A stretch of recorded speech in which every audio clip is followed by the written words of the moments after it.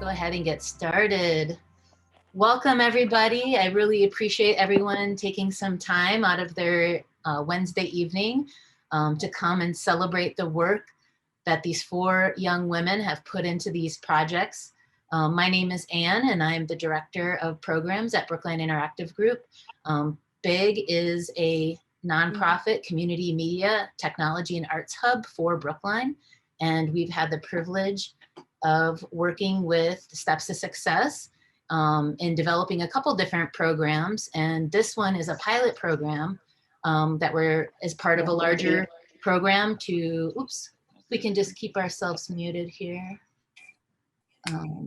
Welcome. Oops, sorry.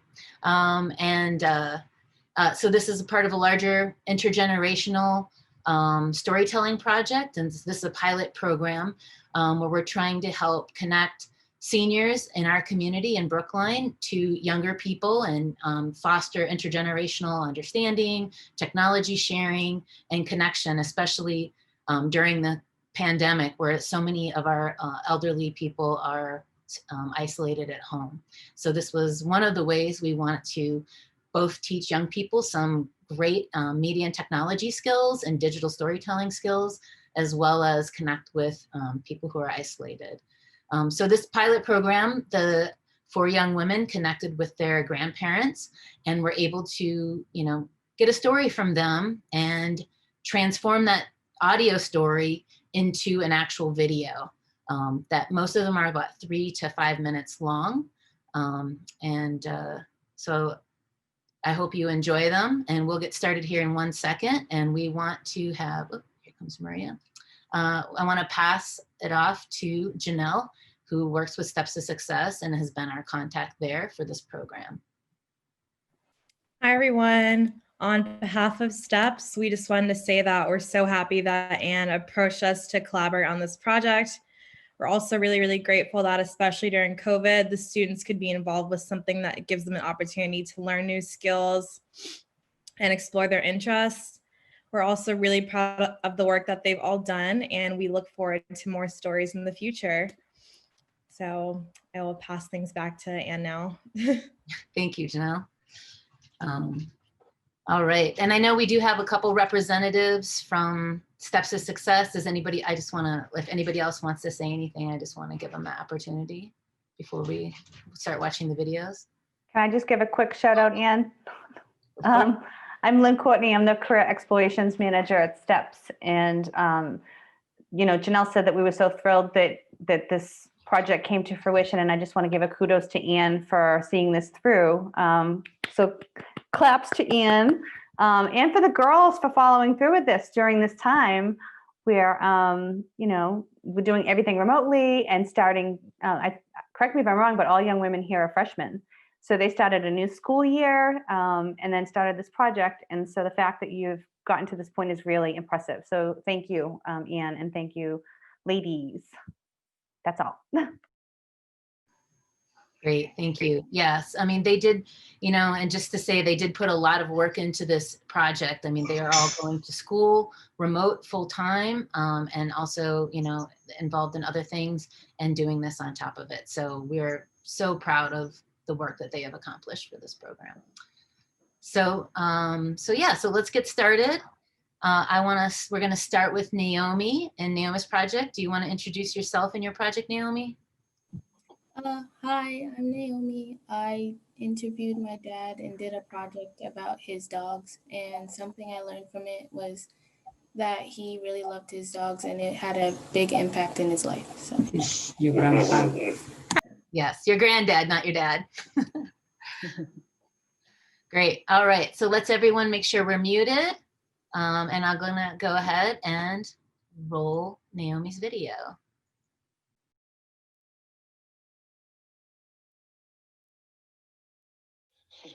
A Camarón, a Capitán, me lo regaló un tío mío que es el papá de Tomás, el papá de Titi. Estaba bien pequeñito ese perro.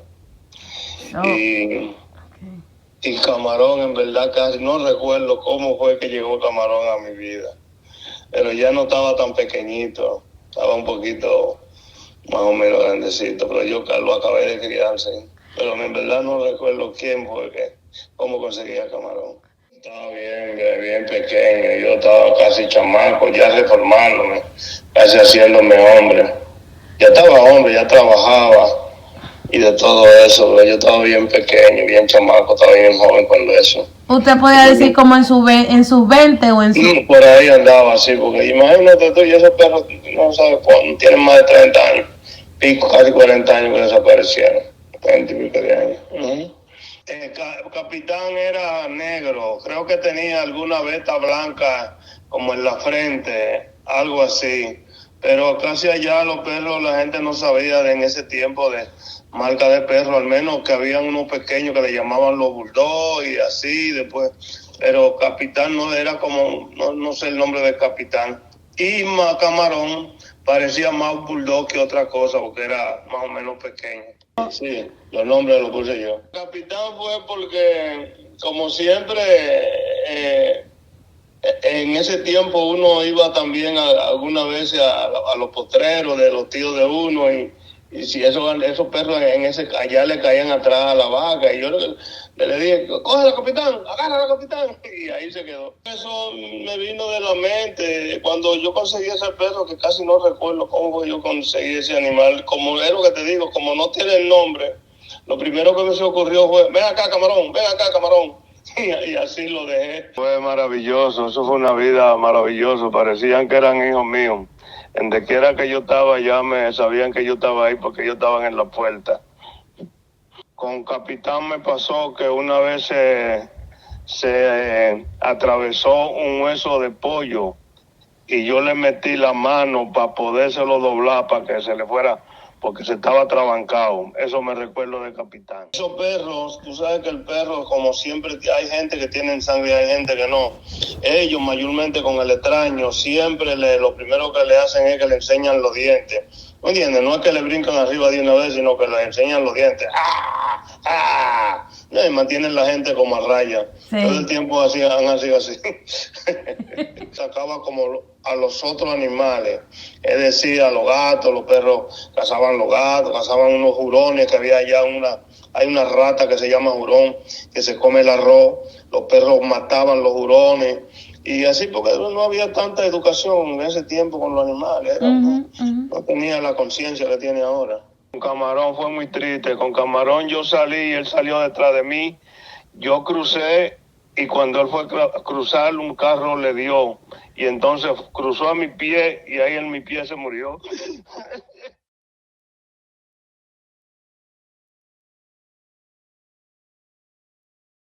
Right. Thank you. Wasn't that wonderful? Does anybody have any questions for the filmmaker?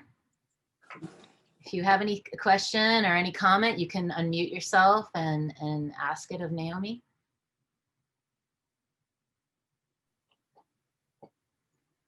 Naomi, were those all pictures of his actual dogs, or were those other dogs? There were other dogs because he didn't have any pictures of them. Okay. She did a great job fooling you though, right? That was wonderful, Naomi. I got all emotional about your grandfather's dogs. I enjoyed it, Naomi. This is Miss Grace, Nia's grandmother. Morgan's grandmother. I enjoyed it a lot. What language was your grandfather speaking? Spanish. All right. Do you know how to speak Spanish? Not much. Un poquito. Un poquito? Me too. Un poquito. Thank you for that. Great. All right. Thank you for those comments and questions. Next, we're going to move on to Nerialie. Nerialie, do you want to introduce yourself and your project? Nerialie, I did my project on the first time my grandma voted, and something I learned was she taught me how she voted in Puerto Rico and how to vote in Puerto Rico. Great. Thank you. All right. So let's watch your video.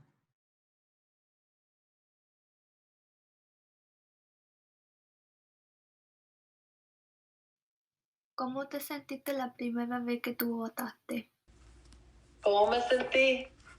I don't know. I was like exciting because I was going to vote for first time. Because in Puerto Rico, you go it's similar to here. You go to the school and you go there and you have like a little, how you call that, a cubit? Like a booth? Like a booth. And then you go in there and then you vote. But in Puerto Rico, when you used to vote, it was like, we had symbols. Like for Republican, it was a palm, the symbol of the palm.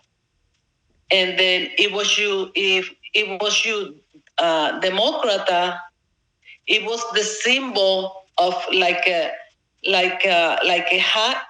Mm-hmm. Like how you call that? That hat that had the string, I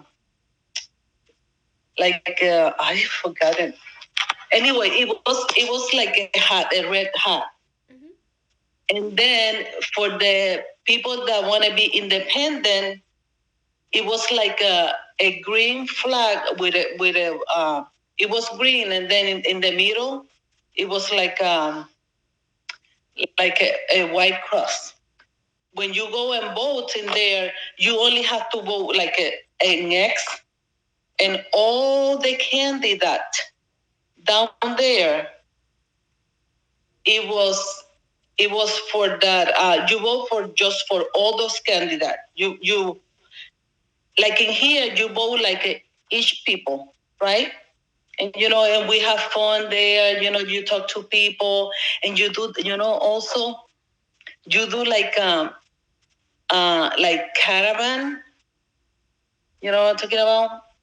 Like you get inside the cars and truck and start screaming. Yeah, and then you go behind the cars and start to say, "Hey, arriba la palma," or whatever. You shield for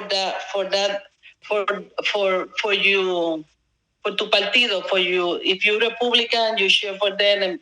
But you have to, you get in a truck or a jeep or a car, and you see through the windows. You see like your body outside the window, start screaming and say, arriba, stuff like that.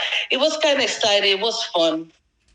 I want Puerto Rico be part of the United States, and a Republican want Puerto Rico to be part of the United States, want Puerto Rico to be another state.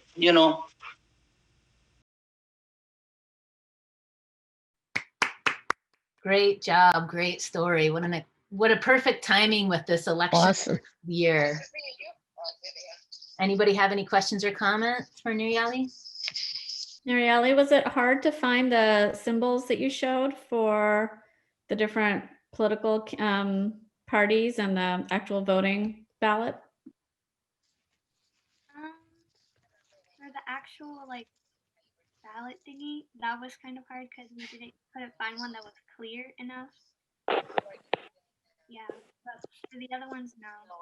Do you feel now motivated to vote after you experience your mom, your grandmother's? Yeah.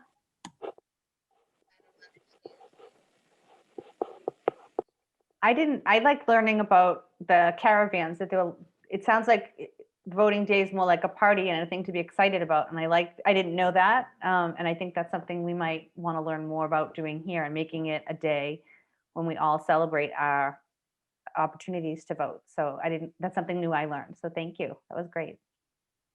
Yeah, I loved learning that as well. Great. Well, if there's no more comments or questions, we can move on.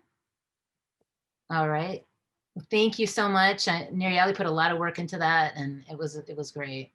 So thank you for helping motivate new generations of voters. So next we're going to move on to Breanna. Breanna, do you want to introduce yourself and your story? Hi, my name is Breanna. My project is about my grandmother, Altagracia Mello, and how she came to Boston from Dominican Republic. Something I learned was the difficulties it took to get here, and sadly she couldn't join us because she has returned to Dominican Republic and the Wi-Fi isn't as good in Dominican Republic. Great, thank you so much. All right, well, hopefully we can send her a copy of this online, and at some point she could maybe watch it on a phone or something. This is an interview between me and my grandma about when she came to the United States.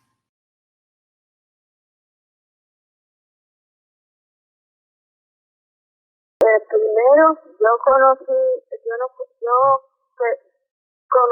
conocía, visitaba personas que eran amigos de nosotros, de aquí, que vivían aquí en Santo Domingo, que son dominicanos y vivían allá.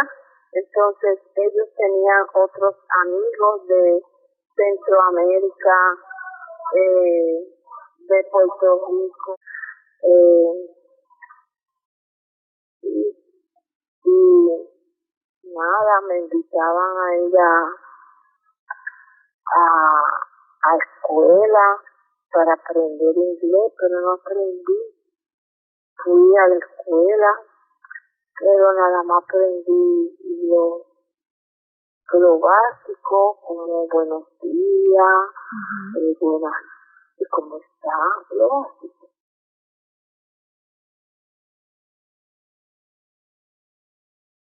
Porque aquí yo tenía un hermano y una hermana, y yo pensé que podían orientarme de mejor manera, y además tenía como había más personas de mi país, de República Dominicana y de Baní, de mi pueblo, que vivían allá en Boston.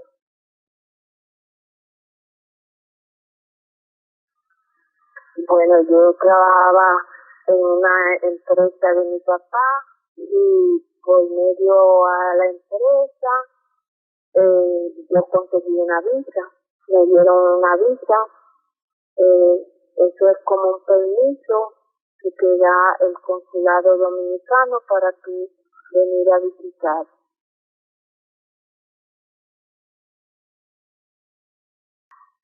Yo quería ir para atrás, pero entonces si yo iba para atrás ya yo no iba a tener más visa, porque ya yo me había pasado del tiempo que me dieron para estar allá.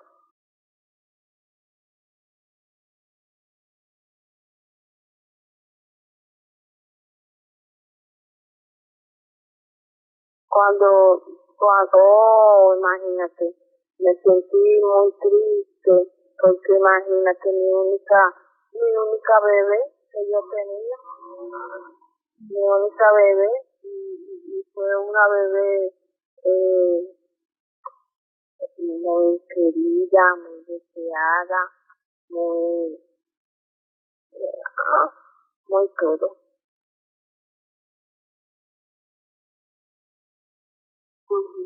Yo me quise ir porque había mejores oportunidades de trabajo, porque yo quería un mejor futuro, quería que mi niña estudiara allá y quería que ella viera todas las oportunidades que había en este país. Que tú sabes que mi país es un país pobre. Y anterior, cuando yo vine, era mucho más pobre. No había todo esas cosas que tuve ahora, que el sol, que tal, que esas cosas, no había nada de eso. Sí. y tampoco no se ganaba con ese dinero.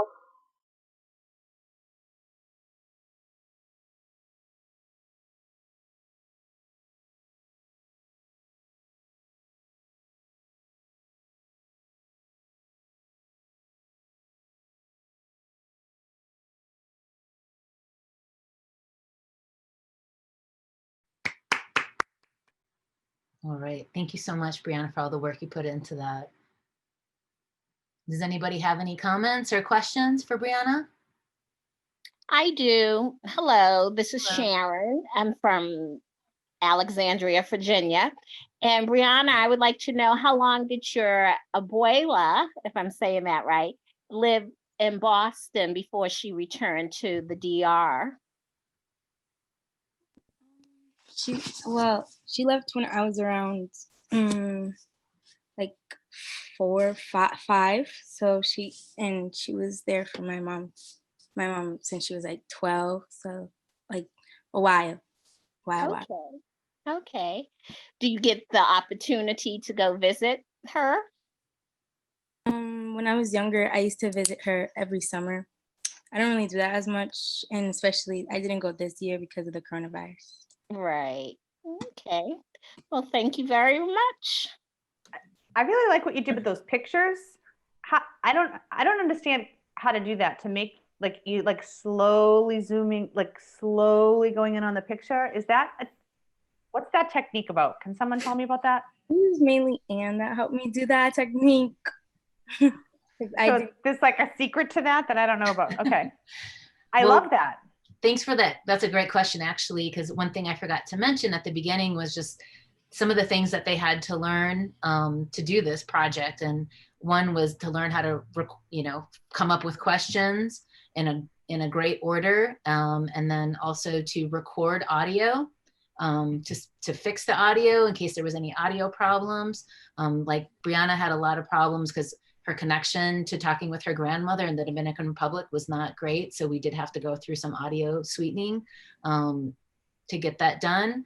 And then they had to learn a program called WeVideo, which all 4 of them did start to learn this summer. And they really, ramped up their skills this fall with this project to be able to learn how to add titles and tight editing on the audio, and to be able to learn how to move the pictures around in the frame. So that's a program called WeVideo. Breanna, I had a question. This is Monica, Morgan's mom. When is the last time that your grandmother visited Boston? When I was like really young, like 5, like when she left. That was the last time she came to Boston. Do you get to FaceTime with her a lot or do video calls? Well, through this app called,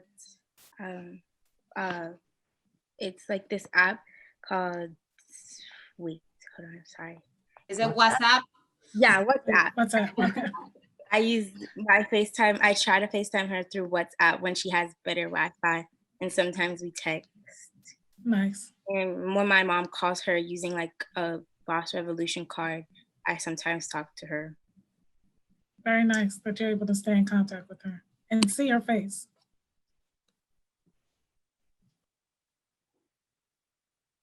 Great. Well, thank you for those questions. If there's nothing else, we'll move on to our final video.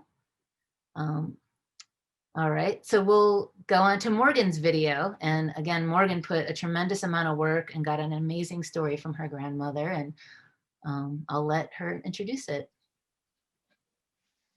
My name is Morgan Grace. I interviewed my Nana, Linda Wells, and one thing that I learned was that my Nana was accused of stealing earrings that she didn't steal when she was younger. Thank you. All right, well, let's watch your film.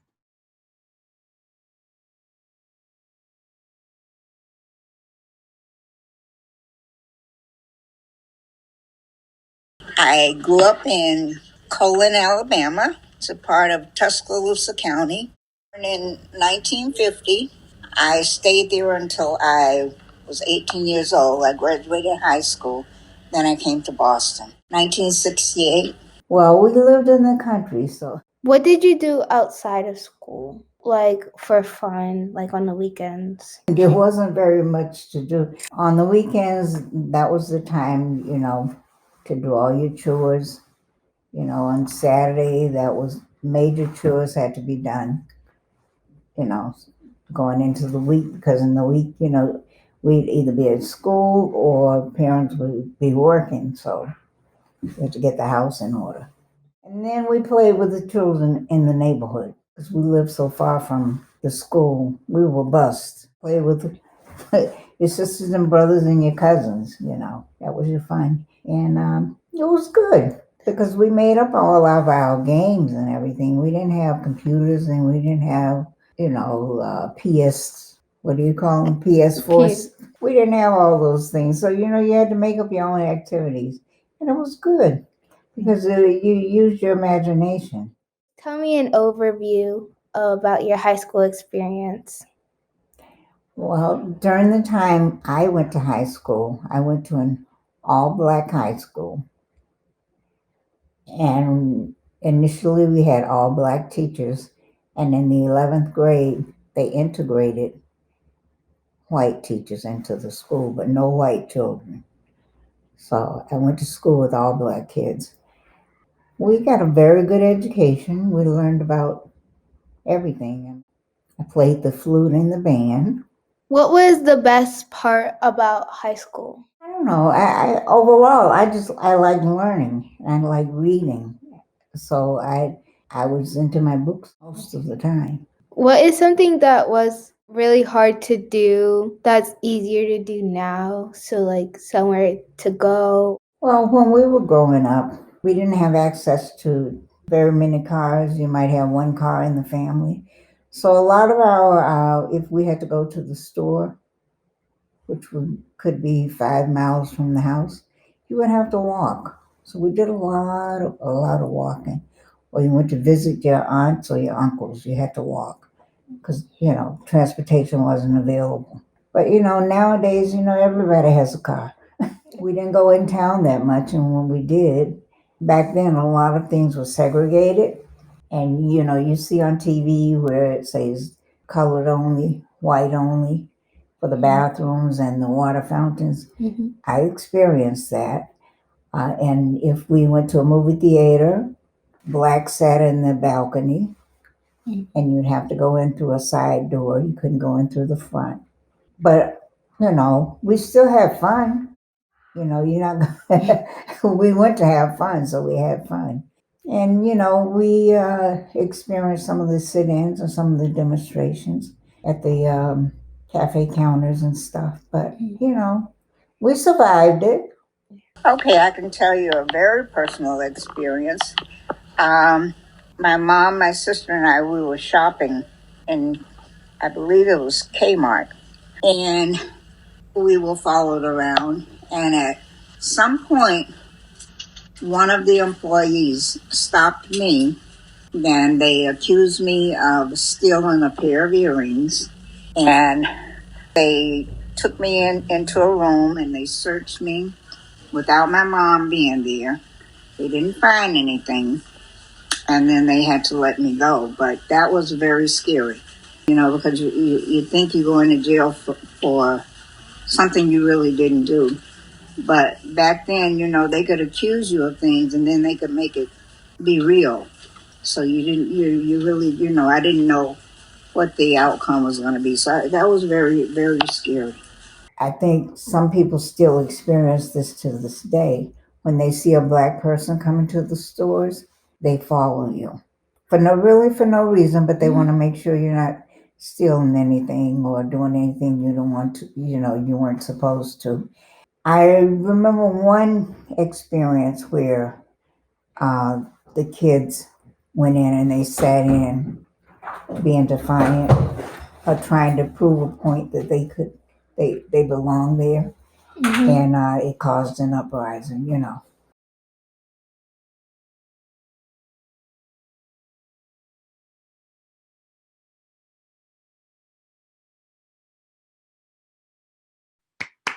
So moving. Such an important story to tell. Thank you so much to your Nana for sharing that story, and for you for getting it, Morgan. Excellent job, Morgan. Very good. Thank you. Excellent, Morgan. This is your Auntie Deborah. Thank you. You're welcome, darling. Hi, Morgan. This is your cousin Sharon in Virginia. And I would like to know, could you share with us some of your memories of going to visit your Nana's hometown? Well, I basically go to Alabama every summer, except for this summer because of the pandemic. But some of the memories are we have family reunion down there every summer. So I remember this one time where we were playing on the trampoline because my great grandmother still lived there. We were playing on the trampoline that she had in her backyard, and then my mom called me for something, and I didn't have on my shoes because I was on the trampoline. So I got off the trampoline and stepped right on an ant hill. No, I stepped right on a bone that had ants on it because they had sprayed the grass to get them away, and my foot, like they bit up my foot really bad, and yeah, that's one of the stories. Okay. Did you notice a big difference in terms of coming from a major city like Boston to a small country town? Did you notice anything that was quite different? And if so, what are some of the things? Yeah, so I like live right in the city in Boston, and calling the houses are really spread out, and my Nana, their house is like on a lot of land, so we have a lot of space to hang out. And then my Nana's cousin, one of our family members lives in the house right like near ours. So then we also have that area. Your Nana's aunt. My Nana's aunt. And yeah, so they live in the house like the closest house to ours. Okay. Well, very good. Thank you. I have a question. How does your grandmother's story make you feel? And especially hearing her, despite of the limitations that she has such an uplifted spirit and positive attitude during those times. When I first heard about it, it really shocked me because my Nana doesn't really talk about when she grew up with me specifically, and it made me like really upset. But like a lot of racial stuff around, like in general, makes me upset. But that it specifically made me upset because it happened to my Nana, and I don't know. I just never saw her in the way that could have happened. So I was just like really shocked and upset, and yeah. And I don't know if you want to share this, Morgan, but the project that you worked on this summer also there was like a similar component to that. Well, and it was quite a while ago. I kind of go down to Martha's Vineyard also during the summer sometimes. And one time I went with my friends who I've known long enough that I consider them my cousins. Like I've known them since I was born. And we were followed down around in the supermarket on Martha's Vineyard. And it was just kind of shocking that like it would happen, especially in a place like that's so small and so diverse, because there's a lot of Black people there, and especially during the week that we go, it's like the week where all the Black people like go and hang out. So yeah.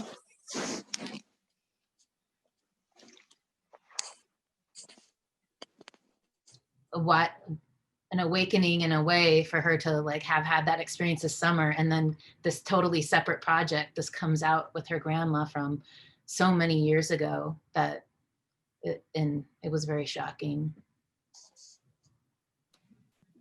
Can I ask Morgan's Nana, my mother, a question? She's not gonna like it, but how did you feel sharing that part of your story with Morgan, considering it's not necessarily something you share quite a bit, the whole civil rights piece of your life? Well, once she asked, the questions and, the memories came back, it was kind of good to let, my grandchild know some of the things that I went through.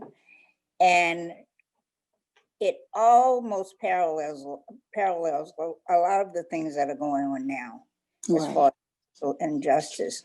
And, it's just sad for me to see that back in the 60s, 70s, these things happened, and now they're happening again.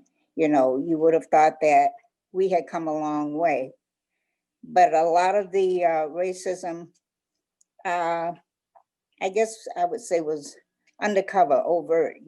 Now it's all out in the open. And, it's kind of sad that we haven't moved past that. But I felt good sharing that with her, because if the questions hadn't been asked to me by her, I think I never would have shared it. Wow, thanks for sharing that, because that's exactly what we hope from this project, is that there is an understanding and like young people learning from the experience of people who've already lived in a different era and see the similarities, the differences, the changes, the evolution, all of the different components of that. And that was one of the things that we went through in the beginning as well, is that, they were a little bit nervous to push too hard on things that might be sensitive. So I'm glad that Morgan had that courage to push a little bit deeper, and that you were willing to answer. So thank you, because it's a very important story. Wow. Well, if there's no other comments, I think we can go ahead and conclude this evening. I want to just say thank you to everyone that came and participated in tonight and supported our young filmmakers here, and to thank them for how much work they put into this and really took this seriously, and are really learning something both technically and also just like about history and learning from their elders. And next week we're going to start the next phase of this project, and they're going to be paired up with seniors in Brookline that they have never met before, and learning about new stories from complete strangers, and developing their skills and talking to people and learning and listening and creating. Thank you so much. This was so nice, so educational. And thank you, Linda. Thank you. I think this was amazing and very uplifted and fun at the same time. You guys did an amazing job. So I'm very proud of my girls and very proud of you ladies too for doing this amazing work. So thank you so much. Yes, thank you everyone for sharing. Good job, ladies. Thank you, everyone. Yes, beautiful. Good job, everybody. Awesome. Yes, great. Excellent. Beautiful. Thank you. Thank you all. Have a great year, and hopefully 2021 is going to be a better one. All right. Bye. Bye. Bye, girls. Good night. Bye.